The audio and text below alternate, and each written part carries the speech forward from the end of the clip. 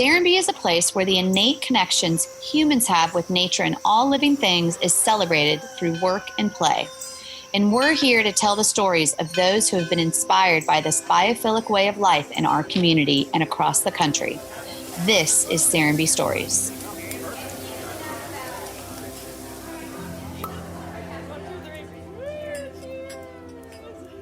Diandra Marizet stopped through Serenbe in December 2019 while on a road trip from New York to her family's home in Texas. She found us while searching for farm stays she could visit along the way and was drawn in by Serenbe's design intention. Her afternoon here made an impression, and her subsequent work on an intersectional environmentalism has made an impression on us. Diandra is a founding member of Intersectional Environmentalist, a platform with the goal to dismantle systems of oppression in the environmental movement. The founding group created a council of environmental activists and sustainability advocates that are committed to identifying ways in which injustices happening to marginalized communities and the earth are interconnected. In this episode, we talk with Diandra about her background in fashion, most recently at Kate Spade, and how that led to climate and environmental activism. But first, Serenbe Stories is brought to you by the Inn at Serenbe. The Inn is nestled in the rolling countryside of bucolic Serenbe, where guests can walk on the 15 miles of trails through preserved forest land, the wildflower meadow, and the animal village. You can relax by the pool, hot tub, or in rocking chairs on the wraparound porch. Play on the croquet lawn, swings, and in-ground trampolines. Connect with nature and each other, all while staying in luxurious rooms on the Inn grounds or within the community of Serenbe. Book your stay today at serenbeinn.com. I want to welcome everybody back to Serenbe Stories. Today we have a special guest, Diandra Marizet, who is a conscious curator, brand strategist, writer, and founding member of Intersectional Environmentalist. Previously worked at Kate Spade on the apparel buying team, shifted her work to really look at sustainability, but also through the lens of fashion, social impact, and culture.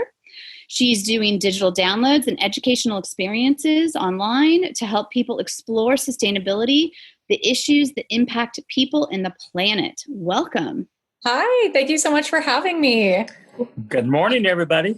How are you? Where are you coming to us from today? Are you in Texas? Yes, I am calling from Texas. I've been bouncing around a little bit lately, but yeah, just really enjoying some warmer weather coming from Manhattan the past few years. So enjoying this warmer winter.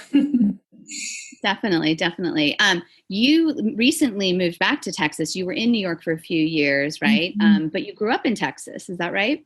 Yeah, I was born and raised in Texas, and I had started my career in Manhattan, actually, and then recently made the move back. And I chose to come back via road trip because I have a very large dog, and his name is Buster. He's a chocolate lab. And I could not bear the thought of putting him in the airplane. I just thought that would be so stressful for his poor little heart. So I decided to come home via road trip. And on that road trip, I actually visited Serenbe for the first time. That's right. So this was this year, but sort of in the winter time, I think, right? In the spring, winter. So tell us your Serenbe story. We ask all of our guests, how did you choose to drive through and how did you find us? Yeah, I was kind of just moseying around online as I was planning my trip. I definitely love to have a well thought out, robust itinerary. So I just did a little bit of research, really trying to figure out how I can appreciate more nature. And I visited a lot of farms, and I visited just a lot of really great parks along the way. And I was trying to appreciate just more domestic travel here in the US. I think that after college, I kind of got sucked into the glamorization of traveling abroad. And I visited Europe a lot, and I visited Asia. And it just seemed like a really nice time to connect more deeply with this land that we're on here. So yeah, I found Serenbe online. I thought that the design intention that went into Serenbe and all that it is and all that it represents was really interesting. So I wanted to make sure to pop in and say hello. And how long was that road trip? Oh, that road trip was, I want to say it was close to 8 days, but mostly because I built in a lot of farm stays, which was really nice. That's fun. That's great. Yeah, it was a lot of fun. Where else did you find yourself? I went to Wild Hope Farm, which was great. Loved that. And then otherwise kind of just stopped along the way at various, parks and point views that were really great. But yeah, I would say that farm stay and then visiting Serenbe were like my two big stops that were the most exciting. And did you stay at the inn when you were here? I didn't know. I ended up doing a little bit of a day tour. Monica actually took me on it, and it was great. And then there was Monica, and who else was it that was there? She was so sweet. Denise, maybe, or Millie? Yes, I think it was Denise, actually. Yeah, Denise is amazing. Yeah. So sweet. Yeah. So just so welcoming, so great. Such an educational day, which was really exciting. So yeah, thank you again for that. That was wonderful. Yeah, there's a cute picture, I think, on Instagram of you in our animal village, which yes, love the animal village. So exciting. Every time I see goats, I just freak out. So yes, well, and we used to have some llamas. I mean, they're all really just, pets, I guess is the way to say it. But now there's a couple. What are the steers, Steve? The baby steers or the mini steers? They're miniature steers, and they have a hump on their back. I forget what their actual breed is. But they just had a baby. Oh, I love that. So tell us a little bit. So Texas, and I think you were at Texas A&M. So you grew up there, went to college there. Tell us a little bit about how your younger years were inspired to get into environmentalism. Oh gosh. Yeah. So growing up in Texas, I can, very candidly say that I didn't have a lot of environmental oriented mentors in my life. Can't say that I had too many people to look up to on that regard. I think, as kids, we are all so primed to have such a love for the planet and animals. And you kind of grow up watching all those shows about endangered animals. And then you grow up a little bit and life takes over. We've got like sports and proms and things like that. And those things that we're taught as kids just tend to drop off a little bit. But for me, they just never did. I was always so passionate and I wanted to figure out, I knew that there were different parts of the country and the world that honed in on environmentalism to such a beautiful degree and that I just didn't feel I had access to that. So I did what I could to find it, right? Find my place in the environmental movement, even if I wasn't consciously thinking of it that way at such a young age. And I ended up going to A&M, where I spent at least 1 year on the ocean campus. And there I got to work with the Texas Marine Mammal Stranding Network, where I helped to rehabilitate dolphins, which was really nice, and learn a little bit more about that. And just explore the ocean space a little bit more, which was fascinating, until I found my way to business school, where I started honing in more so on marketing and fashion and retail, and kind of just started really exploring consumerism, which felt just so unrelated at the time. But eventually, I found myself in a place where they felt deeply connected. And my journey has kind of come full circle since then. Yeah. And you then ended up in New York. Had you, I thought I listened to a podcast, you did an internship maybe in New York during college. Is that correct? Mm-hmm. Yeah. So my first taste of New York was me just hopping on a plane, going by myself. My family was very scared. They were like, what are you doing? I went and did an internship there. I actually ended up living really like right by the Empire State Building, which at the time sounded so glamorous and cool. And now that I've spent some time there, I'm like, oh gosh, that is not where you want to be. Yeah, you're like, it's not really neighborhoody. No, it wasn't. But it was such a beautiful learning experience. And that was my first taste of my internship was with Ross. And that was kind of my first taste of like the low price retail sector. And of course, that sector builds in a lot of really great points of accessibility, but I also had an opportunity to unpack a lot of the environmental implications of those models. And that was a really eye-opening moment for me. And I think that the first part of my career where I really started to connect what was happening with the environmental movement and mass consumption. Yeah, it is interesting. I think I worked for Old Navy for a number of years at the Gap in San Francisco, and this is back in the early 2000s, and it was just never discussed. Maybe there were conversations about how people were treated in factories overseas, but the sort of life cycle and sort of where, like, sort of what that carbon life cycle is for the product, that like sort of a Patagonia or some of these other products now, just wasn't even in the vernacular. We just didn't even talk about it. Yeah, I think that one of the things we've seen shifting a lot in the environmental movement, in the fashion space with regards to the environmental movement, is that there has been this huge siloing of chit chat about the environment, but then important discussions about fair trade labor rights and things like that. But there haven't been a lot of people really successfully combining the two conversations. And I think that that's what we're really starting to see now. So when we think about mass consumption, are we thinking about where all of the clothes that we throw, I'm throwing up some big air quotes right now. Where do these clothes go when we throw them away? What does that mean? Where do they go? And what are the environmental implications of all of this waste that we're producing? So yeah, I think that there's a lot of opportunity to really combine those conversations, and that's kind of what we're trying to do through our work now. Yeah. So before we get to what you're up to now, I know that you ended up going to Kate Spade, and I know you sort of struggled a little bit, like continuing on the path of sort of this, Kate's not a total mass market retail, but still it's a pretty huge brand. Yeah. But they did have sort of a secret social impact that I didn't know they even had. Can you tell us a little bit about your time at Kate Spade and what that social impact was and how that sort of informed you? Yeah, no, absolutely. So I had started really deep diving into sustainability just as I was applying for Kate Spade. I was kind of like in the interview process, and I felt the process was going really well, but I was a little bit at odds. Like I was like, do I take this job at Kate Spade while I'm learning how horrible the fashion industry is? But I think that there were a lot of elements at play with regards to why I really wanted to get into the industry and learn more. So I think that apparel specifically was an opportunity for me that I was really interested in because one, obviously mass consumption was something I wanted to learn more about. But then two, there is such a beautiful cultural element to the art of fashion and adornment. And I think that that was something I really wanted to just sit with for a moment. And so when I entered the world of Kate Spade, it was such a beautiful time for me to explore just unabashed femininity, I think. Right. And that is definitely not something I feel I have personally done a good job of embracing.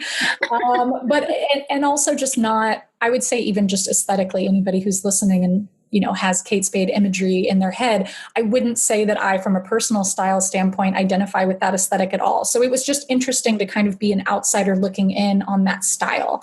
Yep. So that was great. But then additionally, they also had this internal initiative called On Purpose, which I don't think by any means is a perfect initiative, but it was just interesting to learn about. It basically, a few years back, I want to say it was 5 or 6 years ago, the On Purpose label was created. It was kind of like a label within a label. And it was created so that Kate Spade could essentially test a more ethical relationship with a factory that really supported the I would say financial well-being, the mental health well-being, just like a more holistic approach to what it means to have an ethical partnership overseas. And so they found this beautiful community in Masara, Rwanda, which had experienced over the past decades just terrible genocides, and were seeking forms of recovery. And there's all of this beautiful culture there around artistry. And I think that the label was really able to harness that really well in a way that translated to small leather goods or small bags with just like beautiful forms of embroidery, etc. So that was great. But I think that it was eye-opening for me to just understand the notion of social enterprise and really what that means in a fashion landscape. So I think that, for me, it was just really eye-opening to get to watch how this huge retailer, as you said, they're not the biggest, but they're, big enough. Yeah. And I think that we hear big retailer, large brand, and we assume that there are just so many barriers to ethics. And I mean, totally true. That's definitely a real thing. But yeah, it was just interesting to watch the ways that really passionate folks within the walls of a larger brand were fighting to test these concepts just to see what we could make happen. So yeah, I really enjoyed that experience. Yeah, it's a toughie, right? Because I think there's become so much more awareness over the years about, how can you do well and do good? Because if we don't make money, we can't keep up the enterprise. But you can't, well, I shouldn't say you can't, because a lot of people do. But I think we believe at Serenbe, like the money isn't the end all be all. I mean, you have to do it to keep going. We need to sell houses, but there's like a higher purpose that sort of pushes us forward. And so, and like the B Corp. And so how do you find that balance? And I think sometimes in these large corporations, having come from some of them, and especially Kate Spade, who's not with us any longer, but, she probably had a passion and wanted to do good, but she already had created this conglomerate. And so how do you push that through as a passion project? Does it fit into this corporate, and I'm using the air quotes now, jigsaw puzzle that's already off and running, and Steve, I was telling Diandra earlier about Ray Anderson.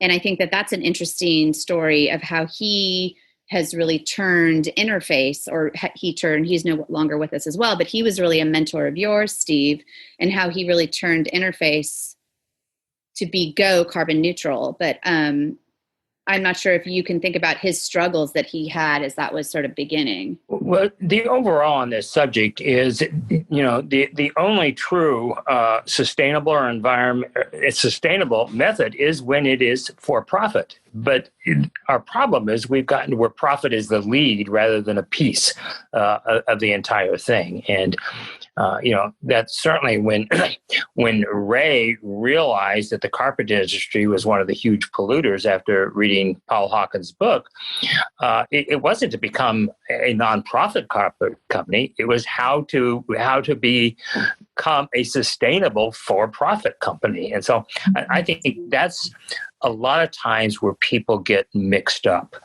Many times when we talk about Serenbe, people think that it is, because it's environmental, it is a sacrifice to profit, and that's not the case. When the Urban Land Institute a few years ago asked me to address their convention in Dallas, the topic was, what is the premium to do an environmental development? So that's just the automatic assumption that it costs you more. And of course, my whole presentation was the dollar savings environmentally. And so that's, I think, what we really have to change the attitude, because people think they have to sacrifice rather than enhance. Yeah, I think that that's such a good point. And one of the things that we are exploring with so many incredible people in our community right now is just the notion of people, planet, profit, and what that really means. And it's really difficult to, I think, get that balance right when you're coming from a lens that has been when your lens is educated in the current capitalistic system that we exist in. It's really hard to kind of untrain your brain. As you said, there's a lot of assumptions going in around what it means to be sustainable. But one of my favorite things to do with regards to that conversation is really look back to, ancient empires that were building massive, incredible, sustainable civilizations based on the notion of resourcefulness. And I think that you kind of just got that wheel turning in my brain. But yeah, that's one of the things that I really love exploring, is just really understanding how BIPOC, Black, Indigenous, and people of color communities have historically been the blueprint for sustainability, and how harnessing that today can build a balanced model between people, profit, and planet. What was one of the civilizations that you remember that was most interesting?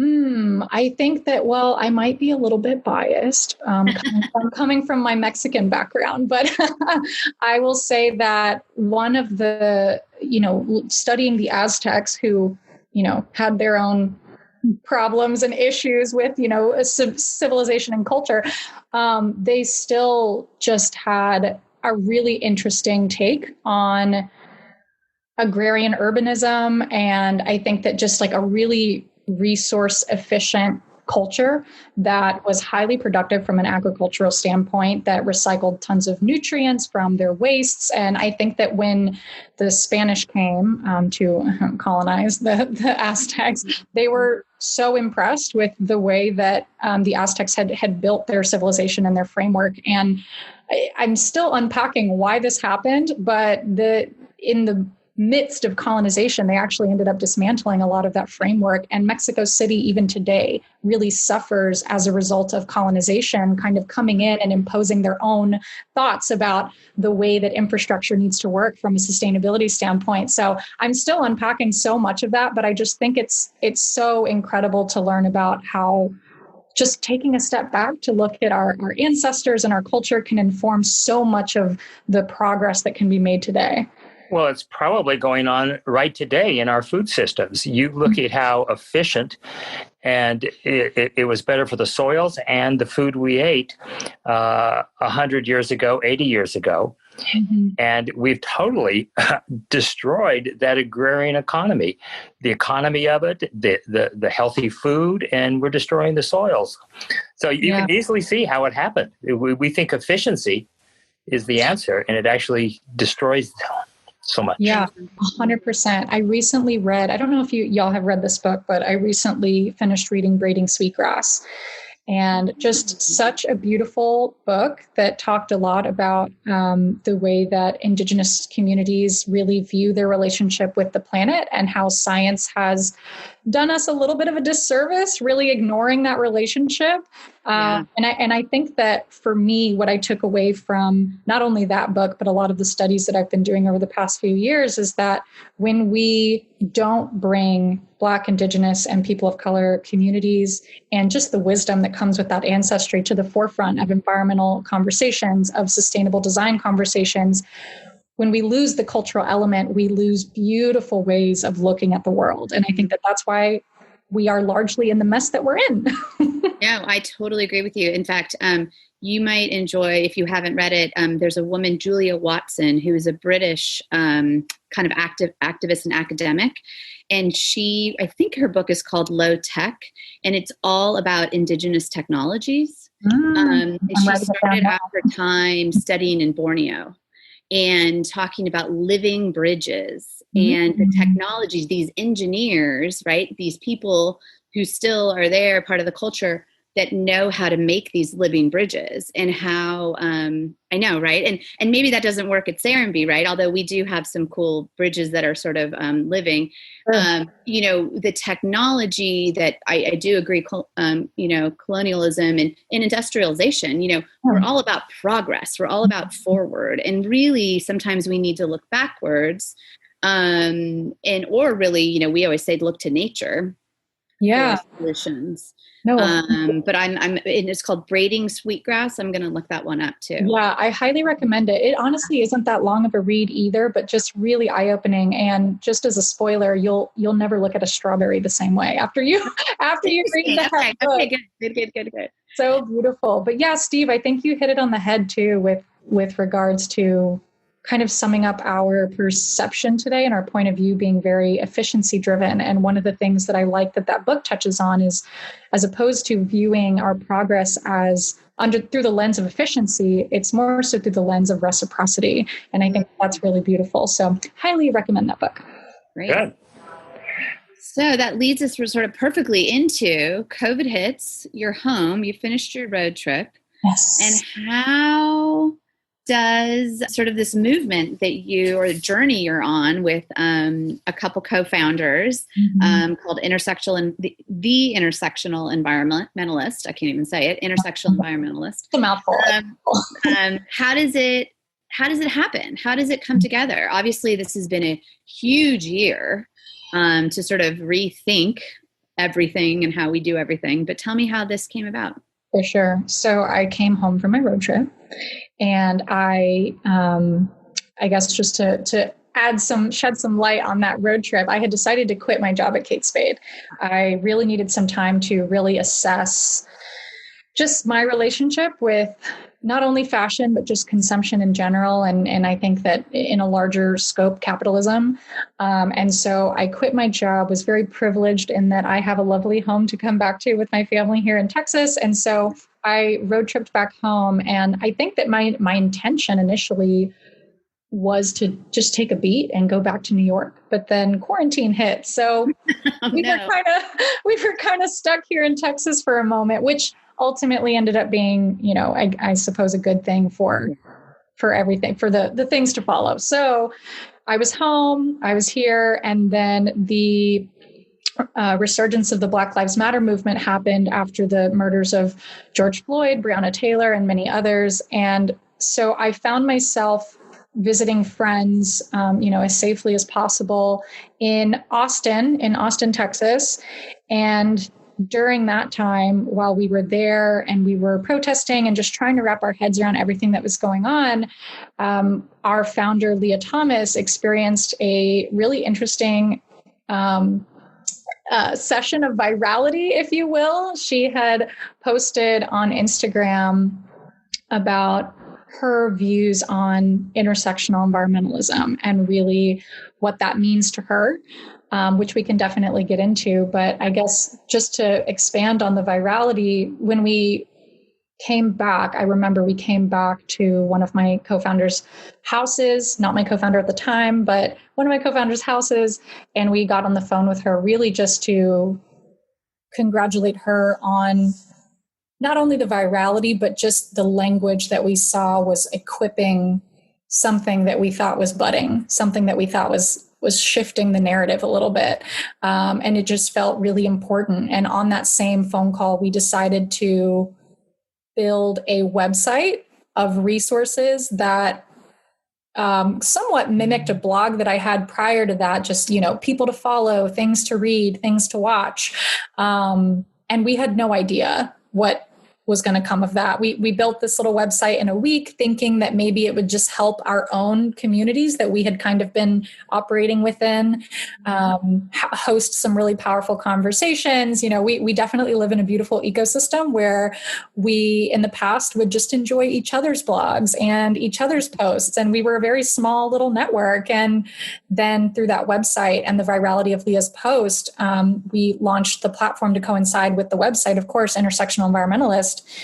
And it just really took off in a way that we did not anticipate at all. It's incredible. Yeah.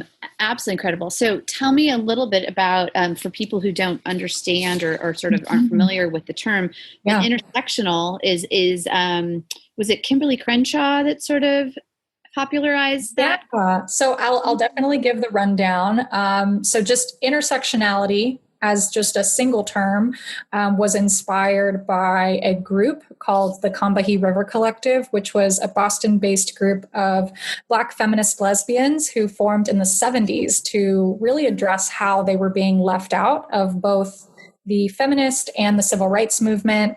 And in describing how they experienced multiple overlapping types of oppression, they believed that, I think that one of their most powerful messages was that if Black women were free, that it would mean that everyone else would have to be free, since their freedom would combat discrimination based on race, class, gender, sexuality. So really highlighting those overlapping identities. Mm-hmm. And their work would later go on to inspire Kimberly Crenshaw, who is a professor of law at Columbia University and the University of California, to coin the term intersectionality in 1989. Okay.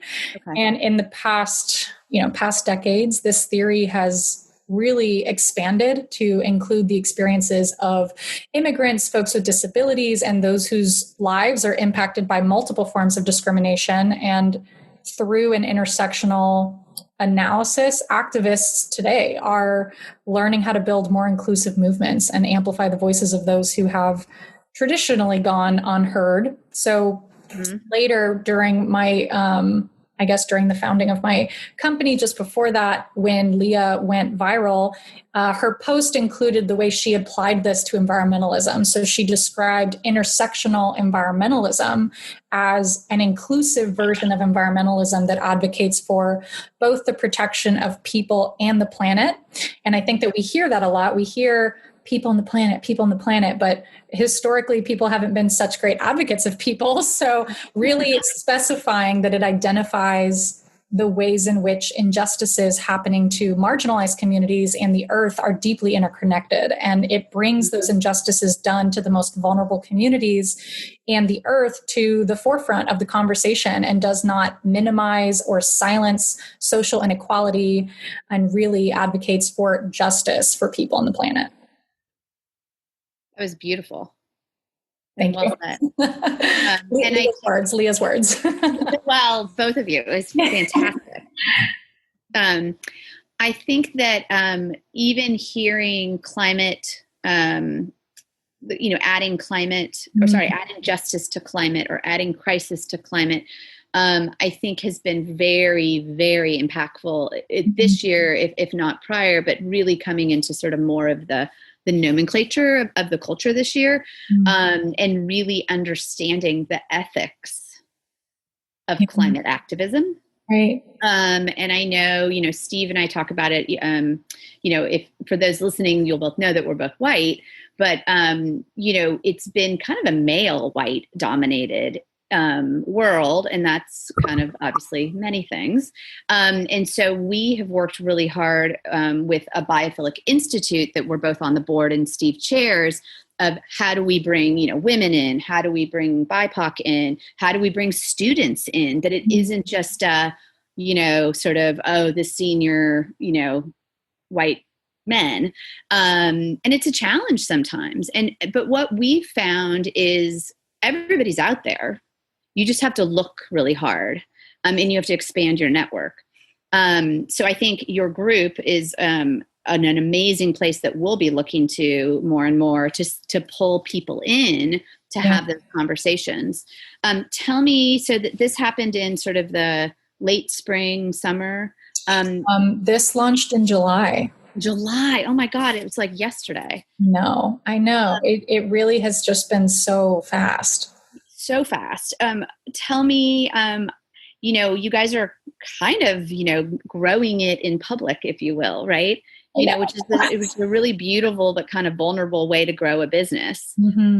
Tell me about, the four of you and what's going on and what are your goals? And I'm sure those are shifting, here and there, but like, what's the core of the movement and that you want to share? Yeah. So I think that when we first launched the platform, as I mentioned, we didn't know it would be so, widespread. We thought it was just going to be within our community. But I think that regardless, the main goal was to amplify unheard voices. One of the ways that we decided to format the website across different topics and communities was really to highlight work that has been done in the past. I think that for folks who come from more privileged places and just have never really had to unpack any of these issues, it felt like a new conversation. So it was really important for us to highlight that this conversation has been happening for forever, and that this is not a new conversation, that some folks have just been privileged enough to not have to entertain them.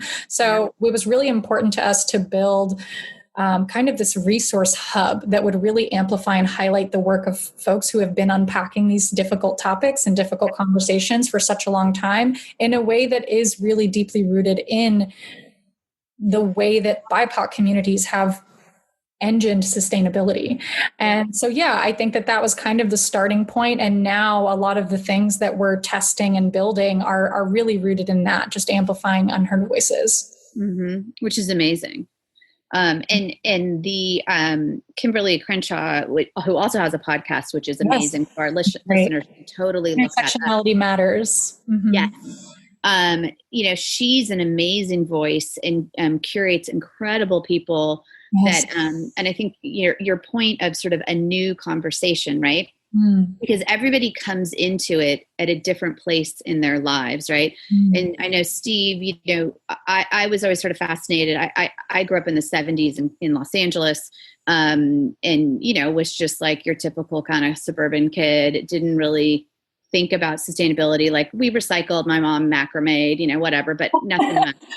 And Steve, brings up that they were very conscious and had like the first Prius, and, they were doing a lot of the work that, nobody was thinking about. And that kind of crew, Steve, that you sort of knew here and still are friends with in Atlanta, not that you were sort of laughed at, but, people were sort of like, it was sort of silly or sort of extra, right, Steve, that, you were like, oh, Steve's what's this tree hugger idea you have, and how it's become mainstream now. Can you talk a little bit about that, Steve? Well, it's what we talked about earlier. Everyone presumed that it was a premium to do something environmental, and you were only doing it because it was a passion. It had nothing to do with protecting the earth. It had, people really didn't believe it back then, and I can thank Ray Anderson, because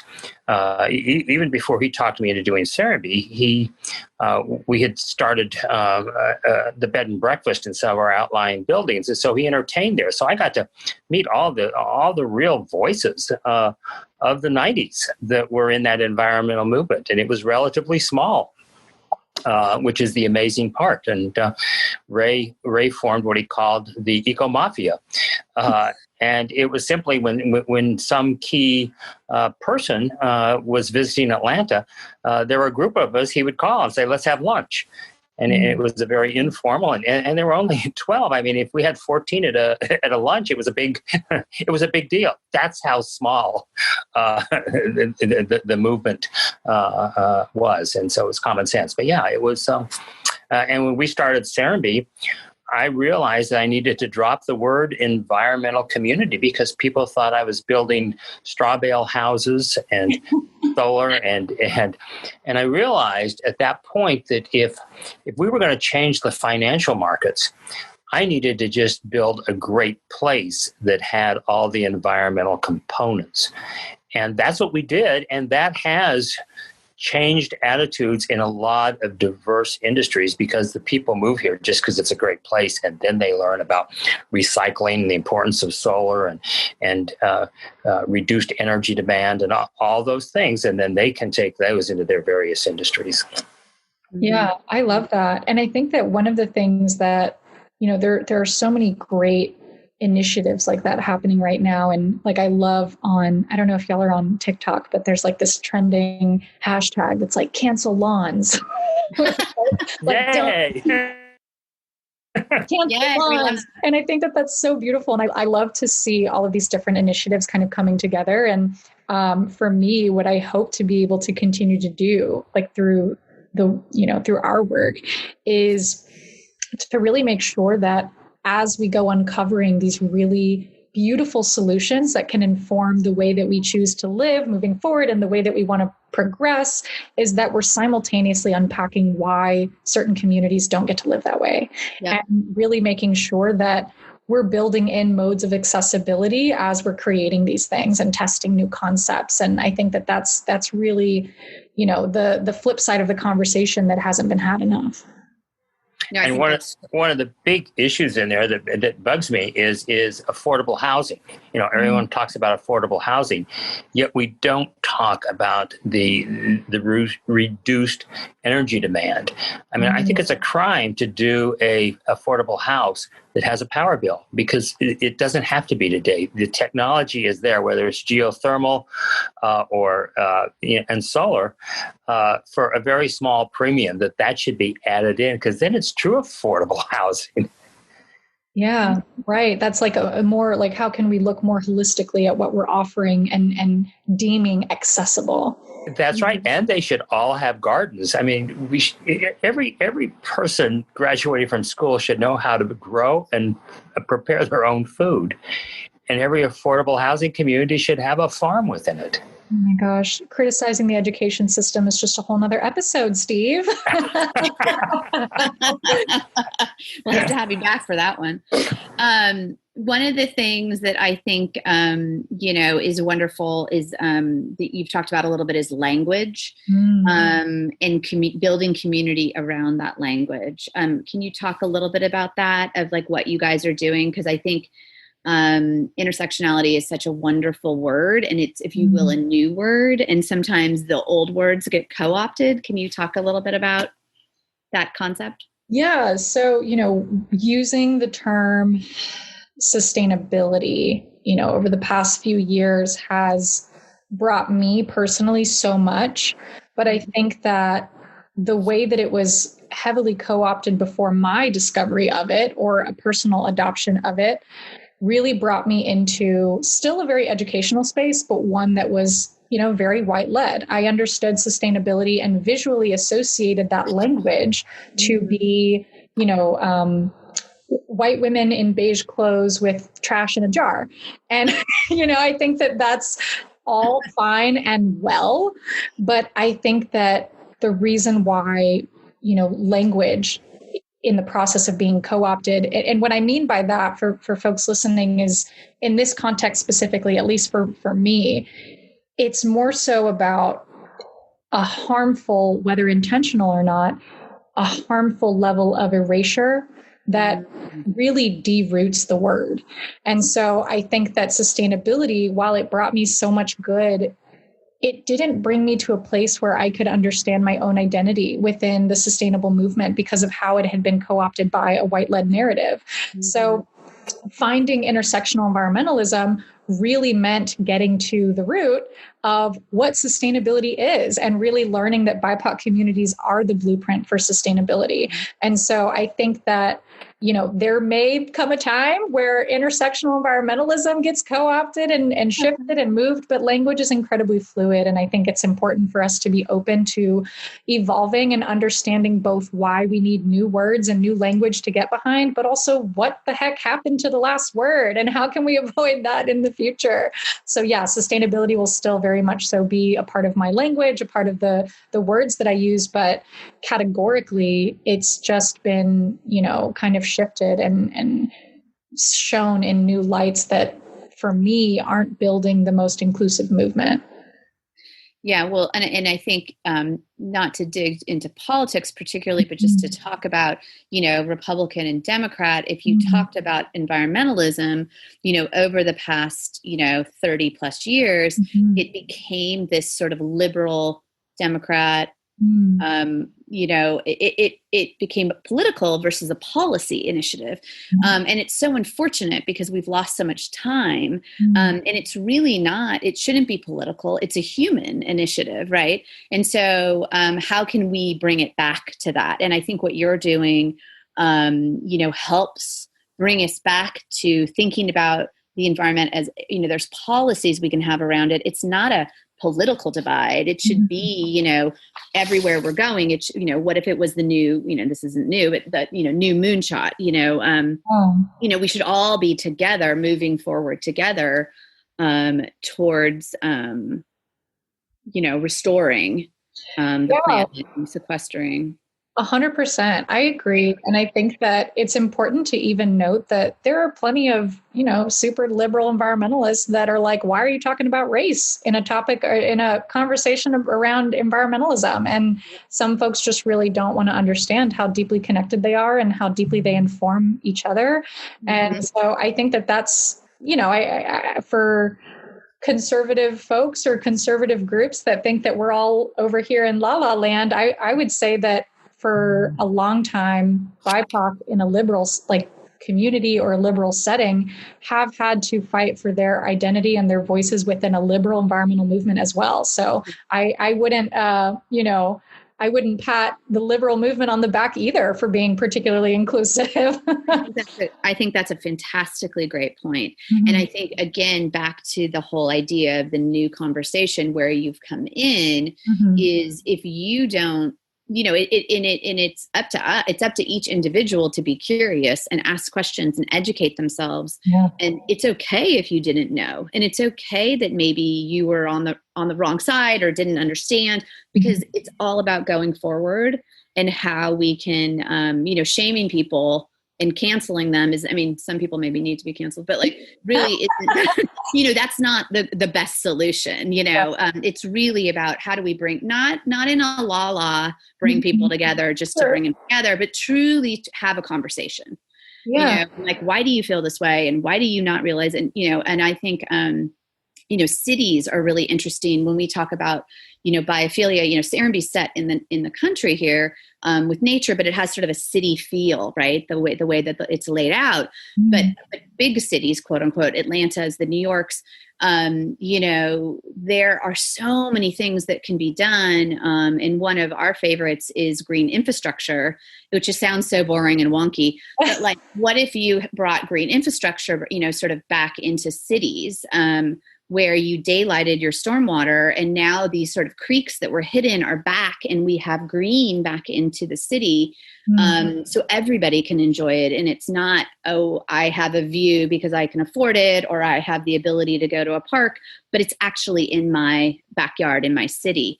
And so there are so many wonderful ideas and solutions that we just need to uncover, right? Because we've hidden them, or we've destroyed them, or we've erased them. And I think it's going to be, I'm very optimistic and hopeful that, things are sort of cracking open through everything that's happened this year. And I think that figuring out, what are those transformations that we can all sort of support going forward, as we know we have to have a reset after COVID.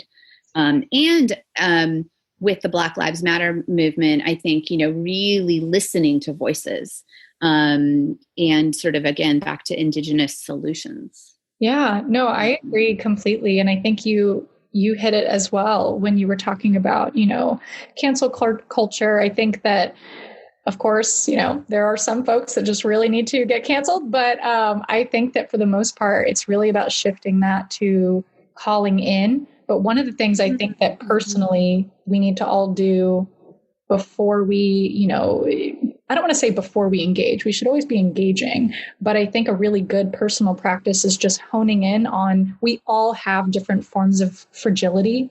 And I think that it's really what stops us from having deeper conversations. And I think that if I could say that there's one thing that we should all be really trying to unpack is like, what are the things that like I'm personally a little fragile about, right? And I think that that's a really important thing to explore. One of the hard pills to swallow more recently was, the results of this past election, which told us very loud and clear that the uproar of, white folks these past few months claiming solidarity and a desire to do the work ultimately was incredibly performative and really, fell short. And I think that, looking at the best way for people to get more involved and more engaged before having, at least a super clear set of action steps is to just really have, on top of exploring your own fragility, which we can all just like, please accept that we all have forms of fragility, is to have discussions with like your fellow white peers specifically. I think that people want to come into BIPOC communities and feel safer having those conversations. But, the hard work is having, that conversation with your racist uncle or something like that. And, talking about why intersectionality is an important lens to assess the framework of our world and really the hidden curriculum of life that really exacerbates inclusion. I'll make one recommendation for folks vibing with this riff that I'm going on here. There is a TED Talk by Steve. I think you'll enjoy this as well. There's a TED Talk by Anthony Jock that I recommend where he talks about access not being the same thing as inclusion. And the lens that he's approaching that is through the education system. So, Steve, that can be your homework for the next podcast episode. But I would say really making sure that we're unpacking our own forms of fragility and then making an effort to explore those conversations with, the people in your family that might be the tough ones to have the conversation with. being in Texas and where you are, you're in the hotbed of what's going on right now. I mean, huge tensions. What any personal experiences you're having with that very tension in those conversations? Yeah, I think it's tough. I have, here in Texas, I would say that even traveling around, it's difficult to kind of paint the picture of how unsettling it is to drive through the countryside and see, Trump flags everywhere. And I think that people get very fragile about the demonization of a Trump supporter. Mm-hmm. But I think that what's really important for people to understand is that if you can put yourself in the shoes of not only just someone who's generally BIPOC, but somebody who is darker skinned, mm-hmm. I think that it's really important to understand that someone might feel that it's really unfair to demonize, say, just the simple notion of like a Trump flag. Mm-hmm. But given everything that's happening, I can only make surface level assumptions about who you are that have implications on my life. So I think that that's, especially more so if you are a Black man driving in the countryside of Texas. And so, yeah, I think that that's kind of a form of, that's, I think, the largest form of fragility that I experience in Texas is people not wanting to be demonized to protect their own sense of self and identity, when in reality, I think that the more worthwhile nuance of the conversation is how freely and openly you associate with you associate yourself with something that makes me fear for my life. Yeah. And I think that that's how you take yourself outside of your own identity and not prioritize your own identity and really put yourself in the shoes of somebody who is so fearful of this symbolism for very apparent, data-driven, proven reason. So yeah, I would say that that's more so the fragility that I'm coming across in Texas for the most part. Well, I think we had this very conversation yesterday that people associate anyone who doesn't wear a mask as a Trump supporter. And so they automatically put that. And I happen to know, this person was sort of claustrophobic and didn't wear masks about. Yeah. But that we're so fast to judgment and all of a sudden want no conversation and nothing to do and changing our entire attitudes by the mask. I mean, and we just assume that's a Trump flag. It's the same association. Yeah. No, I think that that's interesting. There, I think, are so many ways that we have been kind of trained to, make fast, quick assumptions about folks. And I think that one thing that I'm learning to appreciate more, as annoying as assumptions can be on no matter what political party you're coming from, I think that what I'm learning to do is really appreciate that sometimes those assumptions are a survival tactic. And I think that just kind of being able to hold space for that while still just continuing to learn and educate myself is kind of where I've been trying my best to approach, seeing as how I am in Texas and I am around folks with a lot of different views. Yeah. Well, and I think it's biological. We have to protect ourselves, and that's how we've, over the years, we've learned that we have to make those quick decisions in order to protect ourselves, our family. And that's why we classify things and want something to be put into a box, and we want to, well, where do you stand? And it's right. In it. I think we do. It's hard to go back to go to gray because it's not clear, and then can be scary. But I do think, just to circle back to symbols matter. Yeah. Symbolism really matters. Symbols matter. And unfortunately, symbols have been, it's more than politicized because it's just, it's just a challenge. And that's something that would be interesting to talk more about, because I don't have the answers. But how do you bring people back together when they're really hiding behind symbols or hiding behind these things and don't want to have conversations. And it's scary to have a conversation because you think you might say something wrong or, you don't know enough, so you can't participate. And so how do we bring people together that it's okay? And I love that the hidden fragility you said that's a really beautiful line. I like that a lot. Yeah. And I think, just like, again, reiterating that like we all have it, we're all a little fragile about certain things. So just kind of unpacking that a little bit. And one thing, for folks who are really wanting to have deeper conversations with like their problematic aunts or uncles or brothers or sisters or whoever, I think that one of the most successful methods that I have found as somebody who gets, pulled into these conversations a lot is to really approach it from passion areas that the person you're speaking to has. So, if your uncle or your I keep saying uncle. I'm like demonizing uncles right now. You have a bad uncle? Do we know? We don't know about? No, not at all. So, sorry, Uncle Charlie. No. So I think that, if you have a family member that you're wanting to have a deeper conversation with, and they're really into, maybe their glory days in high school was playing XYZ sport, or maybe they're really into photography, or maybe they're really into nature or climbing or just something specific. I think that it's so beautiful to challenge people to really explore social justice from, their own lane. I think social justice, if there's anything that I've learned over the past few years, is that social justice hits every single lane. And I think that when you can really help empower people to be a better advocate within their own passion areas, that really, really helps. Yeah. No, I love that. We talk a lot about local, that sometimes you get so overwhelmed by the challenges out there, whether that's, how do I help the planet or how do I help, okay. I'm like, I don't know. I'm just going to like stay home and just watch the Netflix. That, if you can find your passion and local, get involved locally, get involved with your local city council or your mayor, understand what the planning commission's doing, or your local school, and, or just, whatever, maybe spruce up your neighborhood, plant some flowers, and so that can be a catalyst for more, that you don't have to solve the world's problems. Not at all.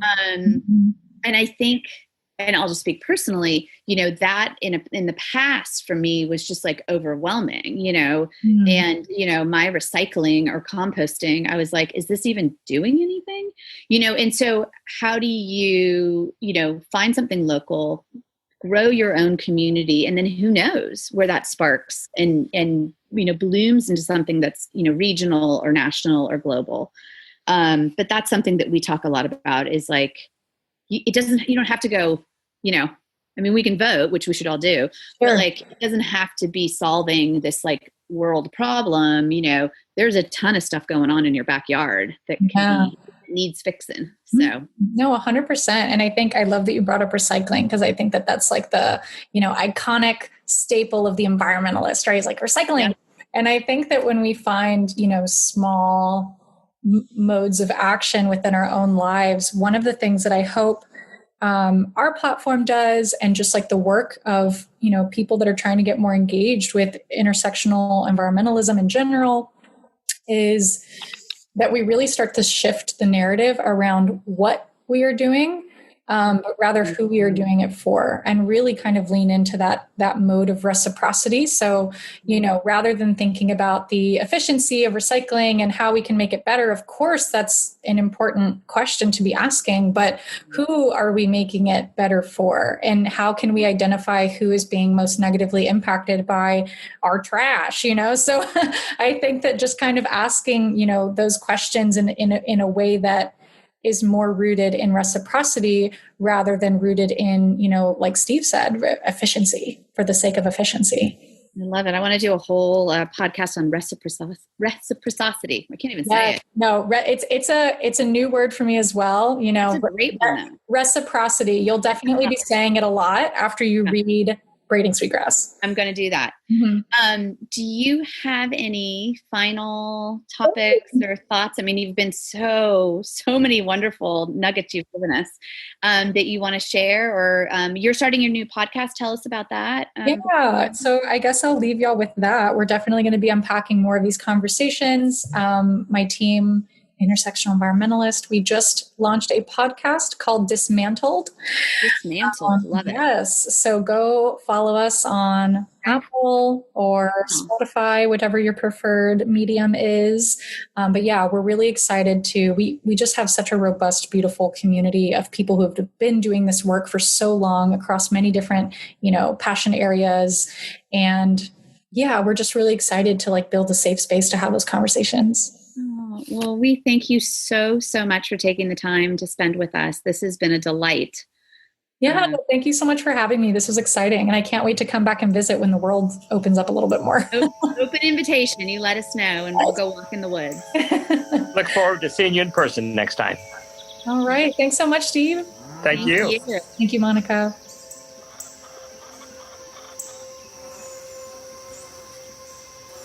Thank you for listening to Serenbe Stories. New episodes are available on Mondays. Please rate and review the podcast and visit our website to learn more about upcoming guests, episodes, and everything biophilia at serenbestories.com.